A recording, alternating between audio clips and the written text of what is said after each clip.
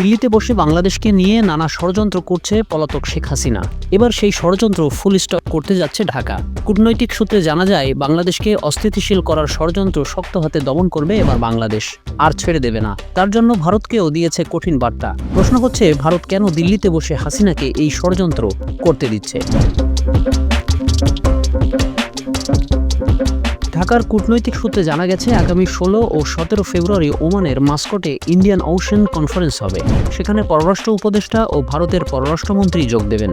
এ বৈঠকে এস জয়শঙ্করকে পররাষ্ট্র উপদেষ্টা আহ্বান জানাবেন, ভারতে বসে হাসিনা যেন কোনো বক্তব্য না দেন এবং দেশকে অস্থিতিশীল না করেন। তিনি মূলত শেখ হাসিনাকে ফুল স্টপ করানোর বার্তা দেবেন।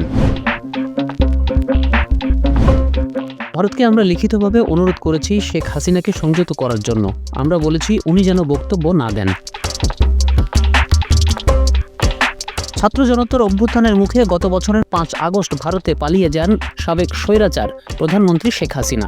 এরপর কিছুদিন তার কোনো সাড়া শব্দ পাওয়া যায়নি। এমনকি তিনি কোথায় আছেন সেটিও বেশ গোপন রাখে নয়াদিল্লি। তবে সম্প্রতি ভারতে বসে বিভিন্ন প্ল্যাটফর্ম ব্যবহার করে বক্তব্য দিচ্ছেন শেখ হাসিনা। গত 5 ফেব্রুয়ারি নিষিদ্ধ ঘোষিত ছাত্রলীগ ও আওয়ামী লীগের ফেসবুক পেজের মাধ্যমে কথা বলেন তিনি। এ নিয়ে দেশে নতুন করে তৈরি হয় উত্তেজনা। ওই দিন রাতেই ক্ষোভে সাধারণ মানুষ ধানমন্ডির 32 নম্বরে শেখ মুজিবুর রহমানের বাড়ি গুড়িয়ে দেন। সাধারণ মানুষের ক্ষোভে এখনও ভাঙছে পলাতক আওয়ামী লীগ নেতাদের বাড়ি।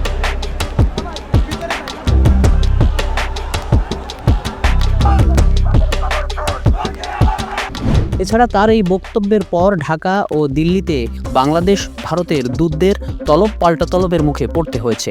এমন পরিস্থিতিতেই আগামী সপ্তাহে ওমানের রাজধানী মাস্কটে অন্তর্বর্তী সরকারের পররাষ্ট্র উপদেষ্টা তৌহিদ হোসেন ভারতের পররাষ্ট্রমন্ত্রী এস জয়শঙ্করের সঙ্গে বৈঠকে বসতে যাচ্ছেন।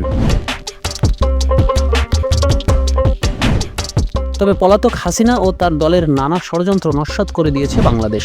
হাসিনার বক্তব্যের আগে বাংলাদেশের অনেক জায়গায় ফ্যাসিবাদের দোসররা নাশকতা করতে চেয়েছে। তাই তাদের ষড়যন্ত্র মোকাবেলার জন্য শুরু হয়েছে ডেভিল হান্ট অপারেশন। ভারতে বসে পলাতক আওয়ামী লীগের এমপিরা সামাজিক মাধ্যমে যাতে গুজব ছড়িয়ে অস্থিতিশীল করতে না পারে তার জন্য আছে কঠোর নজরদারি।